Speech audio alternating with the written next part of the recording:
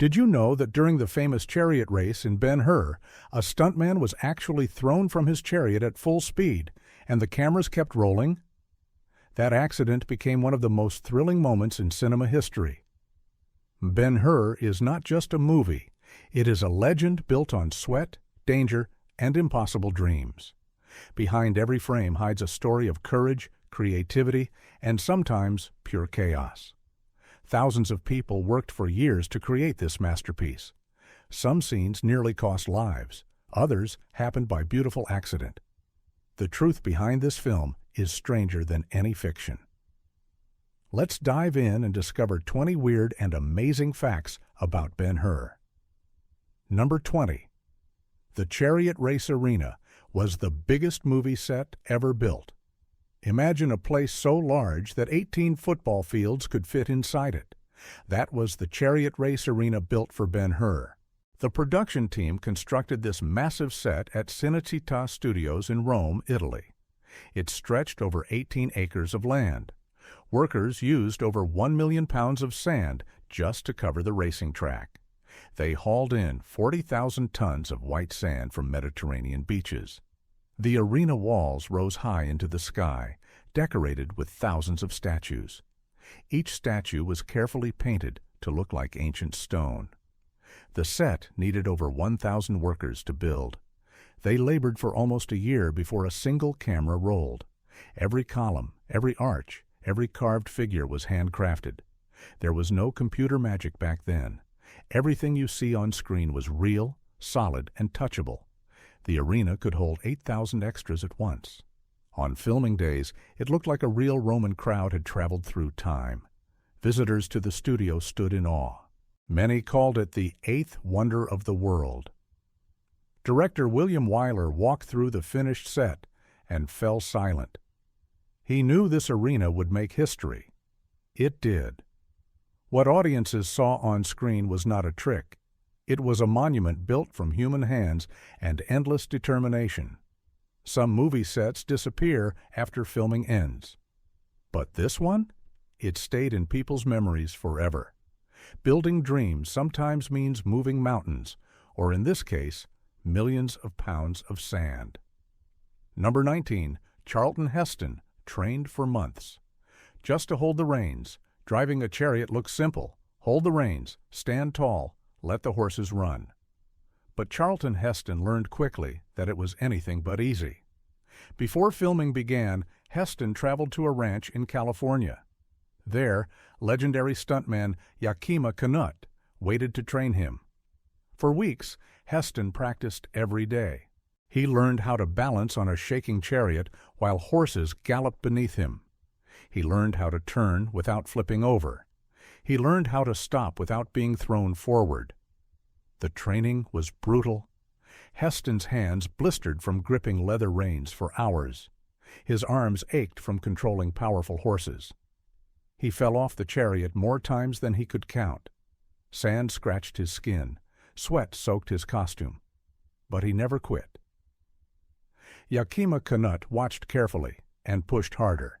He knew the camera would capture every mistake. Heston needed to look like a natural charioteer, not a Hollywood actor pretending.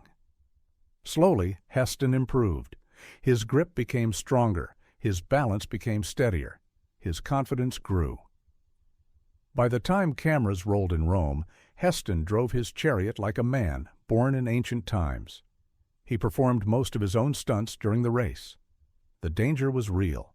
The skill was earned. Audiences watching the film never realized the months of pain behind those thrilling moments. They saw a hero racing for freedom. Behind the hero was an exhausted actor who refused to give up. Greatness is never given.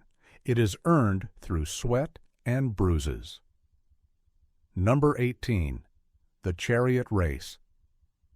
Took 3 whole months to film 3 months. That is how long it took to capture just 9 minutes of film. The chariot race in Ben-Hur is one of the most famous action scenes ever made. But creating it was a marathon, not a sprint. Every single shot required careful planning. Director William Wyler and second unit director Andrew Martin worked together like generals planning a battle. Each morning, crews prepared the massive arena. They raked the sand smooth. They positioned cameras in dozens of locations. They checked every horse and chariot for safety. Then filming began, and chaos followed. Horses stumbled, chariots crashed, cameras broke, the sun shifted and ruined perfect lighting. Some days the crew captured only seconds of usable footage. Other days, everything went wrong before lunch. The 9 chariots racing together created constant danger. Stuntmen risked their lives in every take. Medical teams waited nearby, ready for emergencies. Despite the challenges, Wyler demanded perfection. If a shot looked fake, he ordered another take. If dust clouds blocked the view, they filmed again. By the end, the production had shot over 200,000 feet of film, just for the chariot race. Editors spent months cutting it down to 9 perfect minutes. Those 9 minutes won Academy Awards. They made audiences gasp in theaters around the world. But behind every gasp was a small army of exhausted workers who spent 90 days chasing perfection. What looked effortless took more effort than most people could imagine. True magic often hides endless struggle. Number 17. A stuntman's near-death accident. Became the movie's best shot, Joe Knut was a brave young stuntman. He was also the son of legendary coordinator Yakima Knut. During one take of the chariot race, something went terribly wrong. Joe's chariot hit a wrecked chariot lying on the track. The impact was violent. Joe flew into the air, thrown completely over the front of his chariot. For a horrifying moment, everyone watching thought he would die. But Joe was lucky and skilled. He managed to grab the chariot's tongue as he fell. He pulled himself back up and regained control. The horses kept running. Joe kept driving. When the take ended, the crew rushed to check on him. Amazingly, Joe had only minor injuries. His chin was cut. His body was bruised. But he was alive. Director William Wyler watched the footage in shock. The accident looked incredible on film. It looked planned. It looked heroic. Wyler knew immediately that he had to use it. In the final movie, audiences watched Judah Ben-Hur's chariot hit wreckage and nearly crash. They see Judah fly forward, then miraculously recover.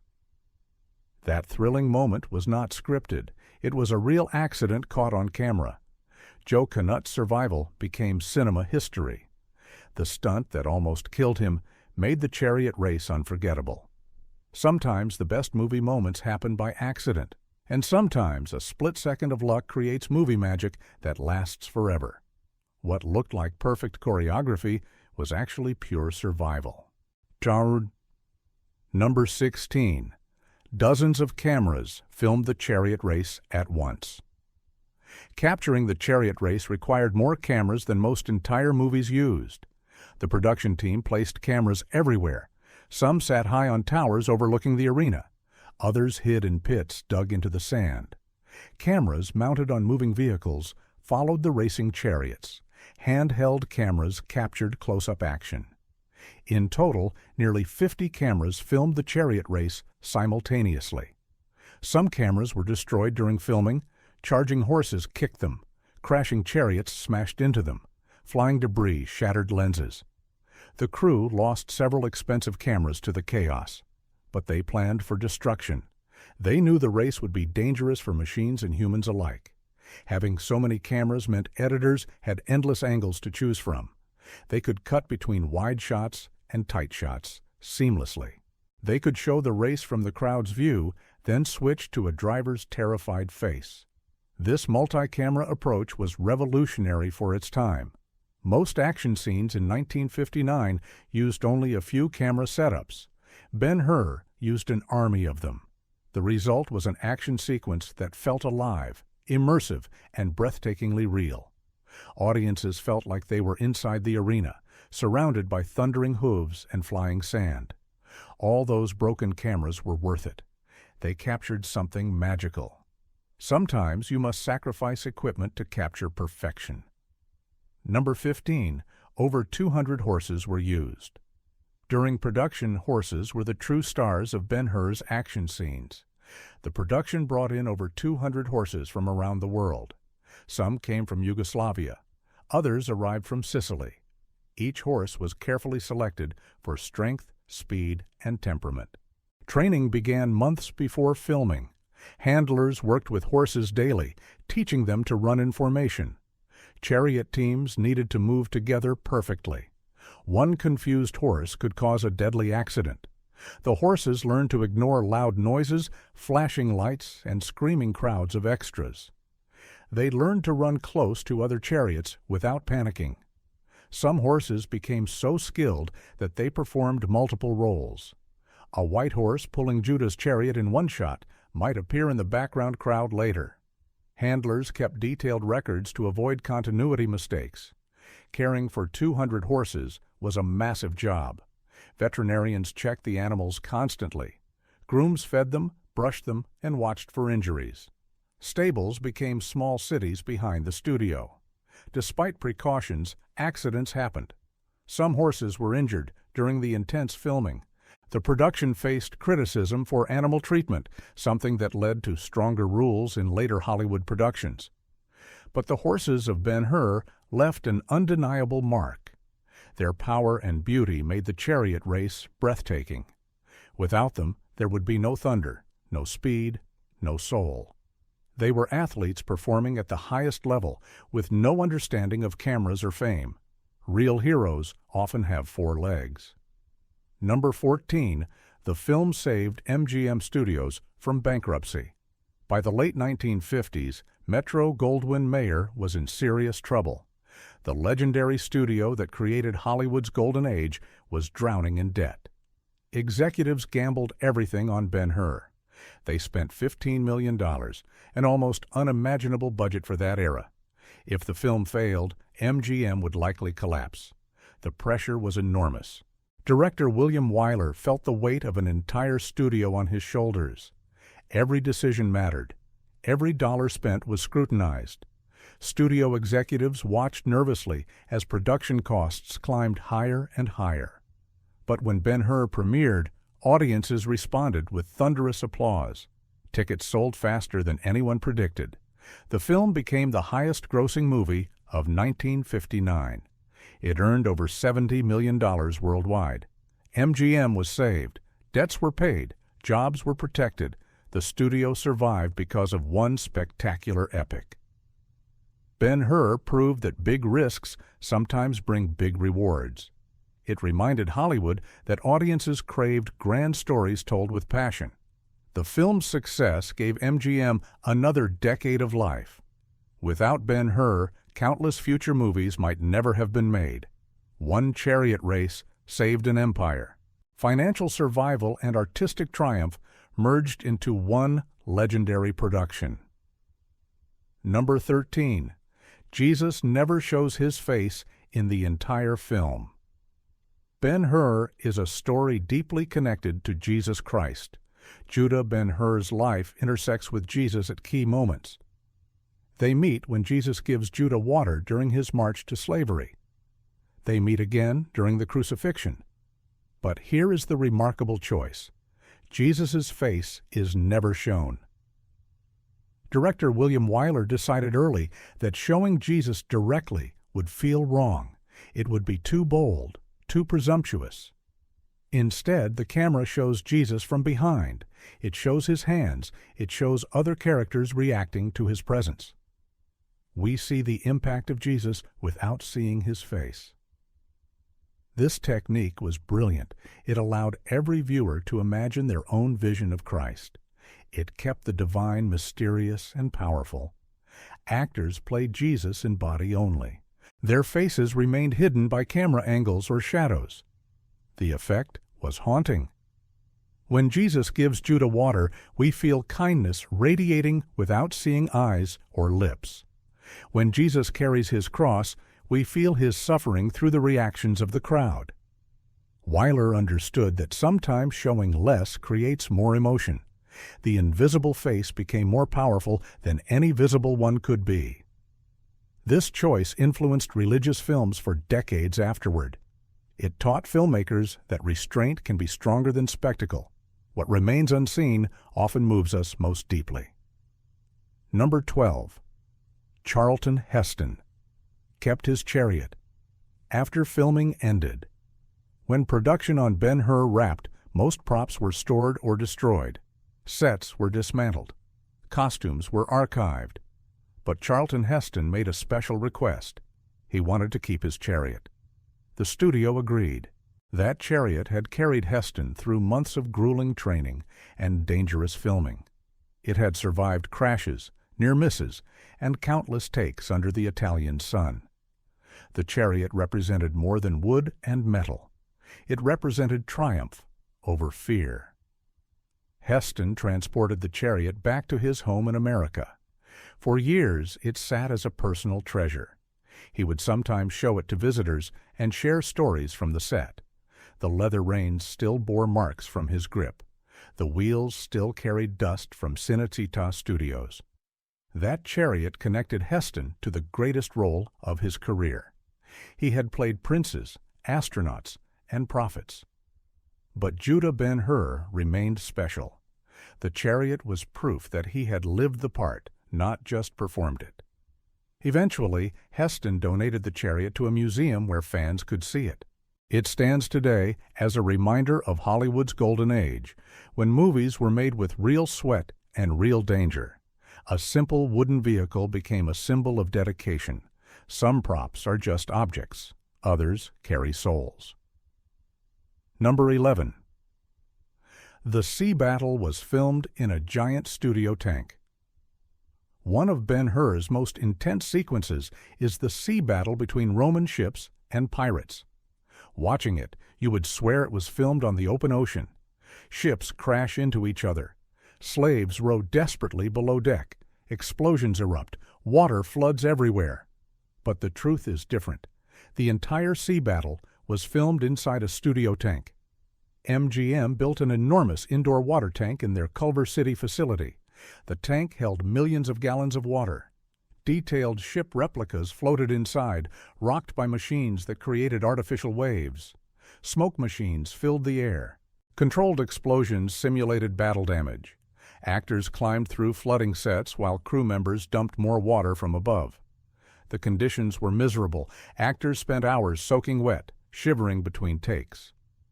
Charlton Heston recalled the sea battle as one of the hardest shoots of his career. The water was cold. The sets were claustrophobic. The danger of drowning felt real despite safety measures, but audiences never saw the studio walls or wave machines. They saw a terrifying ancient naval battle. They felt the chaos of war at sea.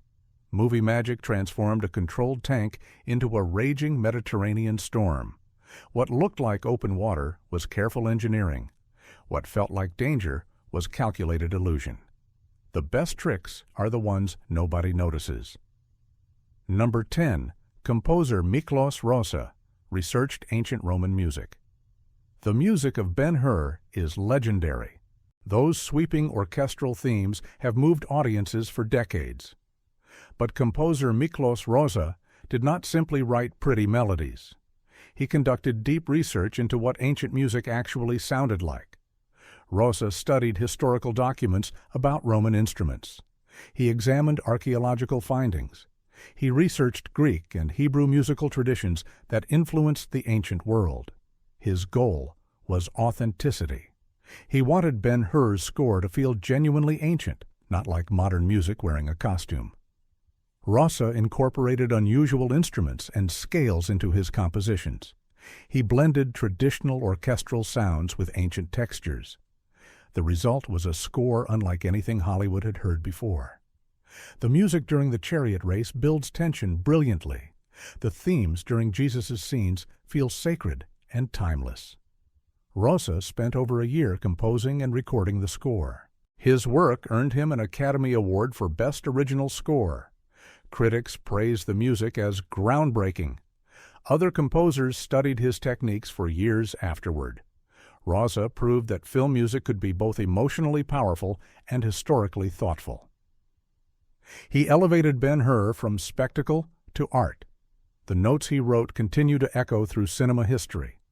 Great music does not just accompany stories, it transforms them. Number 9.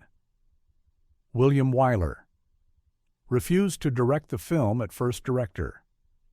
William Wyler was not excited about Ben-Hur initially. When MGM approached him, he hesitated.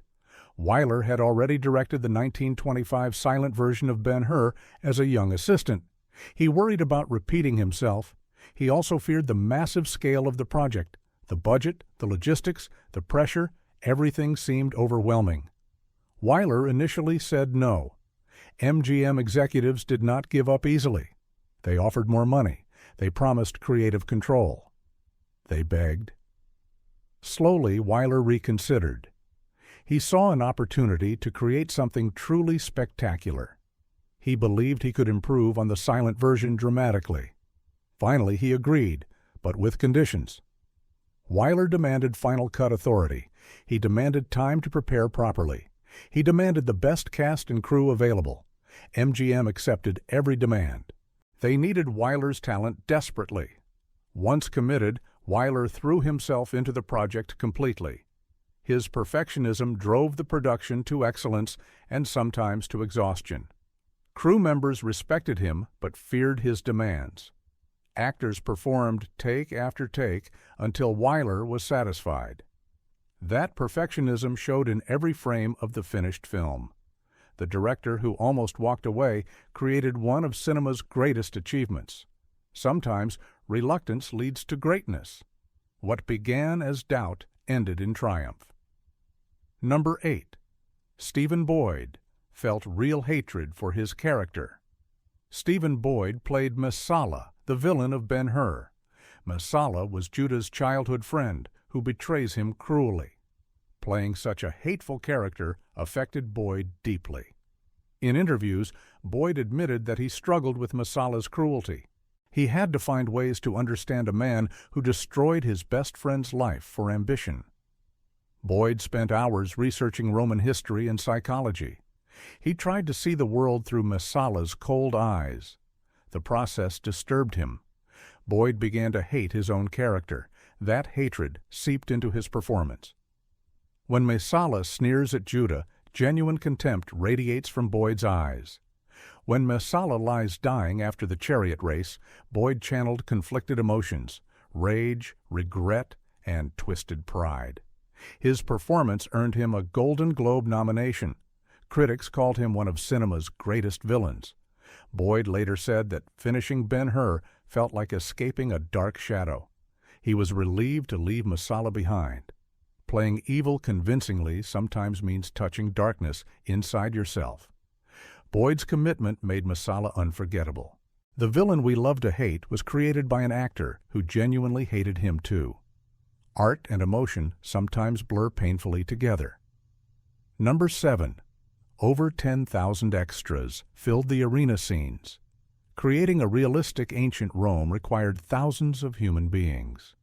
For the chariot race and other arena scenes, the production hired over 10,000 extras. These were not professional actors. They were ordinary people from Rome and surrounding areas. Farmers, shopkeepers, students, anyone willing to spend long days in costume became part of Hollywood history. Organizing 10,000 extras was a logistical nightmare. Assistant directors used megaphones to give instructions. Translators helped bridge language barriers. Costume departments dressed thousands of people in togas, robes, and sandals. Makeup teams applied sunscreen and fake sweat.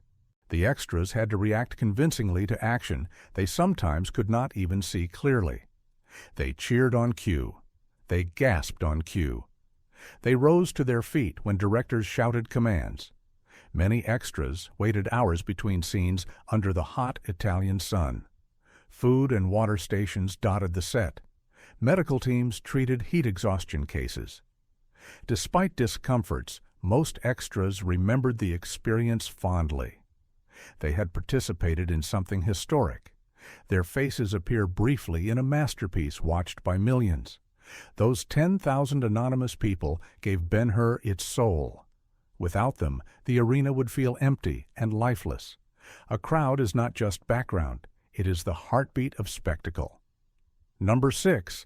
The film won a record 11 Academy Awards. When the Academy Award ceremony arrived in 1960, Ben-Hur dominated like no film before. It won 11 Oscars, a record that stood for decades. Best Picture, Best Director for William Wyler, Best Actor for Charlton Heston, Best Supporting Actor for Hugh Griffith. The awards kept coming throughout the night. Best Cinematography, Best Film Editing, Best Art Direction, Best Costume Design, Best Sound, Best Special Effects, Best Original Score for Miklos Rosa. 11 golden statues celebrated a single film. Hollywood had never seen such a sweep. The victories validated the enormous risk MGM had taken. They rewarded the thousands of workers who had sacrificed years of their lives. Charlton Heston's emotional acceptance speech became iconic. He thanked everyone who helped create the miracle. For William Wyler, it was his third Best Director Oscar, cementing his legacy as one of cinema's greatest filmmakers. The 11 Oscar record eventually tied by Titanic in 1997 and The Lord of the Rings, The Return of the King in 2003. But Ben-Hur set the standard first. It proved that epic filmmaking could achieve both popular success and critical acclaim. Gold statues confirmed what audiences already knew. They had witnessed something extraordinary. Records are made to be broken, but being first is forever special. Number 5. The chariot race contains hidden safety. Rails, watching the chariot race, everything looks wild and uncontrolled. Chariots weave dangerously close, horses gallop at terrifying speeds, crashes seem random and deadly. But careful planning hid behind the apparent chaos. Stunt coordinator Yakima Canutt designed clever safety systems invisible to audiences. Hidden rails guided chariots along certain paths. These rails prevented truly random collisions that could kill stuntmen. Padding concealed beneath sand-cushioned falls. Weak points built into chariots allowed them to break apart safely during crashes. Horses wore protective gear hidden by costumes. None of these safety measures appeared on screen. The camera angles carefully avoided revealing the tricks. Audiences saw pure danger. Behind the danger was calculated risk management. Yakima Canutt knew that real recklessness would kill people. He balanced spectacle with survival. His methods became industry standards. Future action films studied Ben-Hur's stunt coordination for decades. The chariot race looked deadly because experts made controlled danger appear uncontrolled. What seemed like madness was actually genius engineering. The best stunts protect performers while fooling audiences completely. Safety and spectacle danced together perfectly. Number 4. Hugh Griffith's Sheik Ilderim wore a fake nose.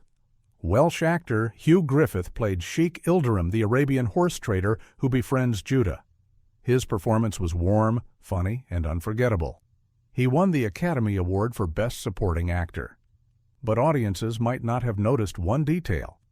Griffith wore an elaborate prosthetic nose. Makeup artists designed a special nose piece to transform Griffith's appearance. They wanted him to look authentically Middle Eastern by 1950s Hollywood standards. The prosthetic took hours to apply each day. Griffith sat patiently while artists glued, painted, and blended the fake nose seamlessly with his skin. Under hot studio lights, the prosthetic sometimes loosened. Makeup teams rushed in between takes for emergency repairs. Griffith joked about his famous nose throughout production. Despite the discomfort, Griffith delivered a scene-stealing performance. His Sheik Ilderim bursts with energy and humor. He provides warmth in a story filled with suffering. The fake nose became part of an iconic character. Today, such prosthetic transformations are common. Back then, they required exceptional skill and patience. Hugh Griffith endured hours in a makeup chair to become someone entirely different. His dedication proved that great performances sometimes start with glue and rubber. transformation begins before the camera ever rolls. Number 3. The original 1925 film caused crew deaths. Ben-Hur, 1959, was actually a remake. The original film premiered in 1925 as a silent epic. That earlier production was legendary, but for darker reasons. During filming of the original sea battle scenes, multiple crew members drowned. Safety standards in silent film era Hollywood were almost non-existent. Extras and stuntmen worked in genuinely dangerous conditions. Lives were lost in pursuit of spectacle. When MGM planned the 1959 remake, those deaths haunted the production. Director William Wyler and stunt coordinator Yakima Canutt vowed to prevent similar tragedies. They implemented safety protocols revolutionary for their time. Divers stood ready during water scenes. Medical teams remained on constant alert. Dangerous stunts were carefully rehearsed and controlled. Although injuries occurred during filming, no one died during the 1959 production. This was a moral victory as much as a technical one. The filmmakers honored those who died in 1925 by protecting their own crews. Ben-Hur 1959 became proof that spectacle and safety could coexist. The shadow of past tragedy made the new film possible. Lessons written in blood saved future lives. Hollywood learned slowly, but it learned. Number 2. Gore Vidal claimed he wrote a secret subtext screenwriter. Gore Vidal worked on Ben-Hur's script before leaving the production. Years later, Vidal made a controversial claim. He said he had written a hidden romantic subtext between Judah and Messala.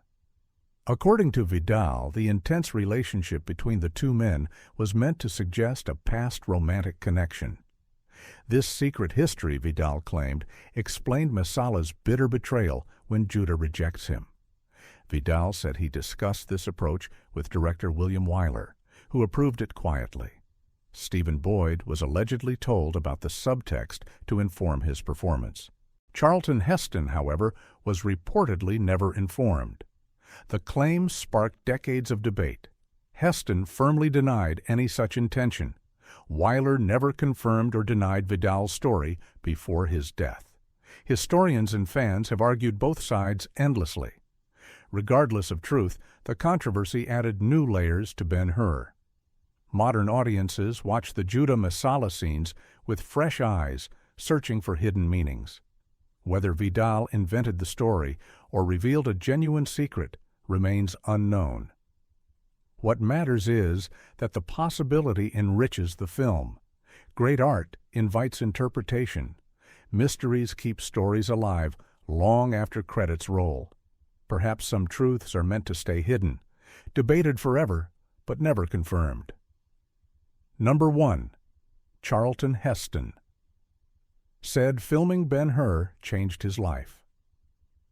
Forever years after Ben-Hur premiered, Charlton Heston reflected on the experience.